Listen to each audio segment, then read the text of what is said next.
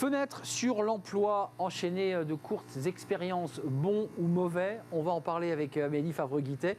Dans cette ambiance un petit peu bruyante, hein, on peut le dire, cofondatrice de Talent Management. On va essayer évidemment d'aller au bout de cette chronique. C'est bien ou c'est pas bien d'enchaîner des courtes expériences? Moi, je me suis dit, j'ai essayé de pas lire, mais je me suis dit que c'était plutôt pas mal. Bah oui, c'est plutôt pas mal. Après, tout dépend de quel côté on se place. C'est comme tout. En tant que candidat, c'est bien parce qu'on va accumuler plein de choses, de la compétence, du savoir-faire.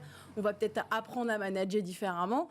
Mais c'est vrai que côté RH et recruteur, on est plutôt méfiant quand on voit sur un CV que la personne a accumulé plusieurs expériences assez courtes. Ah, d'accord. Donc c'est à la fois bien pour à se faire du réseau et de l'expérience. Et en même temps, ça montre pour le recruteur que quoi, on est versatile, qu'on n'est pas stable. On n'est pas stable, on est atypique, on a tous les défauts de la Terre généralement quand on fait des missions courtes. Et pourtant, on a tous fait un jour ou l'autre des missions courtes. Des jobs alimentaires, des jobs étudiants pour payer les études, un CDD en attendant d'avoir le CDI, le fameux Saint Graal qu'on veut tous avoir un jour, enfin surtout les parents et la banque. Alors qu'en fait, c'est ultra positif. Ça nous a forcément renforcé dans nos compétences et nos qualités. Mais c'est vrai que le contrat court ou l'accumulation de petits... Parce que là, on évoque des contrats, mais on parle de jobs, de petits jobs courts, peut donner l'impression... Alors, je me permets de le dire, en fonction de l'âge, parce que quand on a 19 ou 20 ans, c'est pas pareil que d'arriver à 30 ans en ayant fait que des contrats courts. Enfin, c'est pas le même rapport. Pourquoi ce serait pas pareil? Non, mais c'est ça, justement. Ouais. On l'autorise auprès d'un jeune en disant « Ah, bah, c'était un job alimentaire pour payer ses études. Ou parce qu'il voulait tester, il savait pas encore exactement ce qu'il voulait faire. Et pourquoi ça, on ne l'autoriserait pas à quelqu'un qui a 30 ans, 40 ans, 50 ans? Moi, je connais des personnes qui ont été assistantes de direction toute leur vie en intérim.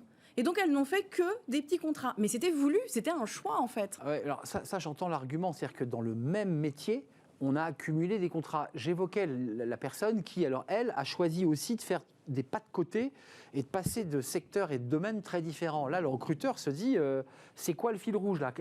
C'est la question que vous vous posez, vous aussi, en tant que... Alors, le recruteur français se pose souvent ces questions, effectivement.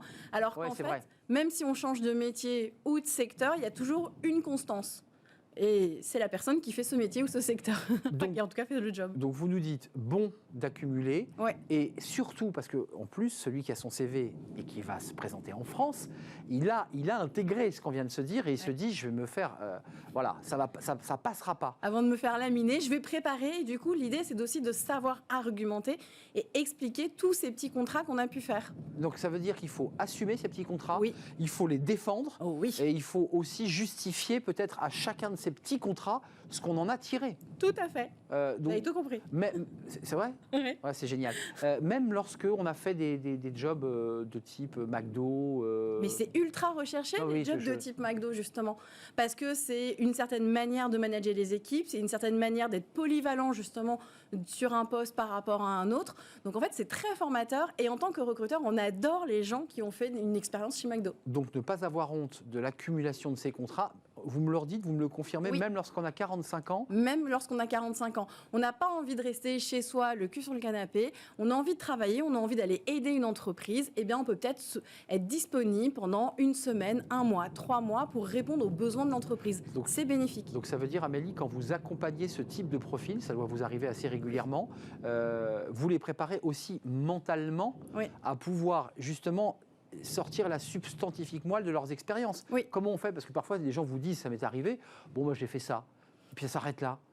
Tout, effectivement, est dans la manière de le valoriser, c'est-à-dire est-ce qu'on a travaillé sur un outil particulier, est-ce qu'on a appris à utiliser un logiciel qu'on ne connaissait pas jusqu'à présent et pourtant qui va être sollicité dans les prochaines boîtes, est-ce qu'on a découvert un nouveau secteur, est-ce qu'on a découvert une manière de travailler, est-ce qu'on a travaillé son réseau, est-ce qu'on a aidé à travailler à l'international. Il faut creuser un peu, il faut essayer de... Il y a forcément quelque chose qui peut servir. Et puis, est-ce qu'on peut dire, je crois que ça a dû m'arriver, d'expliquer à la personne qui vous recrute que on l'a fait aussi pour gagner de l'argent et que l'argent c'est assez utile et qu'après tout il fallait gagner son pain. Non, est-ce qu'on peut avoir cette espèce, pas d'arrogance, mais un peu d'outrecuidance? C'est une vérité que souvent on n'a pas envie d'entendre. Alors pourtant, elle est normale.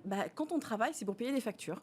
Et c'est juste légitime de se dire, bah oui, plutôt que de rester dépendant de Pôle emploi, j'avais envie de travailler et j'avais besoin d'argent pour payer mes factures. Et en même temps, je me suis enrichie. Et là, on va développer, on va valoriser, on va argumenter. Donc ça veut dire que l'accumulation de ces contrats permet quand même d'acquérir de la compétence. Parce qu'on a souvent l'impression que c'est sur la durée d'un CDI qu'on acquiert la durée, les peintures de guerre d'une entreprise. Non, l'accumulation permet aussi d'avoir des compétences. Ça, vous confirmez? Tout à fait. C'est pas la durée qui compte. C'est pas la durée qui compte, bien sûr. C'est ce qu'on fait à l'intérieur, en fait. On peut avoir quelqu'un qui a peut-être fait un stage, un contrat court, une mission de 2 mois ou 3 mois. Et c'est ce qu'elle a fait à l'intérieur de cette mission qui est beaucoup plus importante que si elle avait fait la même chose pendant 10 ans. Parce qu'elle prendra beaucoup plus de risques en un minimum de temps que si elle est peinarde dans son job depuis 10 ans. Donc ça veut dire que votre travail aussi, c'est préparer les candidats et les rendre forts et confiants. Mais est-ce que parfois vous avez des mano à mano avec les RH? Je sais que vous êtes très présente sur les réseaux sociaux et vous faites passer ces messages-là. Ça passe chez les RH, ça, quand vous leur dites ça? Pas toujours. Ah oui, et oui. On a toujours le dinosaure qui veut absolument... Père de famille, quoi. C'est ça, qui vient du même métier, du même secteur, qui a fait ça depuis 10 ans, limite à la concurrence. Il n'a pas envie de sang un peu frais.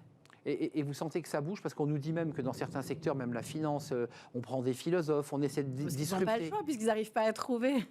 Des fois, quand ils sont au pied du mur et qu'ils n'arrivent pas à trouver la perle rare, ils sont prêts à du coup laisser de côté 1 ou 2 critères. Et donc, on peut aller faire un pas de côté, aller chercher quelqu'un qui est dans un autre métier, un autre secteur d'activité. Donc, vous avez une double bataille, former vos candidats, mais aussi convaincre... Sensibiliser d'oser, de prendre des risques, C'est pas tellement de prendre un risque, parce qu'il y a toujours la période d'essai pour tester, il y a l'entretien pour valider, il y a des tests de personnalité. Mais d'oser des profils nouveaux. Oui, simplement d'oser de comparer véritablement avec d'autres profils, ce qu'ils peuvent apporter à l'entreprise. Ne serait-ce qu'en termes d'ouverture d'esprit et de curiosité, en se disant, tiens, quelqu'un qui vient d'un autre secteur d'activité peut être tout aussi pertinent. Donc ça, c'est votre négo en off avec le DRH.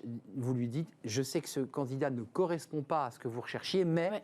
recevez-le. Tout à fait. Leur dire, faites-moi confiance. Ouais. On a un outil qui nous permet de traquer quand on envoie un petit peu les profils aux entreprises et on sait s'ils lisent davantage notre compte-rendu ou s'ils regardent le CV. Ils ont plutôt tendance à ne regarder que le CV. Donc moi, je leur dis non, laissez tomber le CV, regardez le compte-rendu. Oui, c'est ça. Ne vous contentez pas du CV. Ça, c'est vraiment un boulot important. Merci Amélie Favre-Guittet d'être venue nous rendre visite, cofondatrice de Talent Management, entre autres. Oui.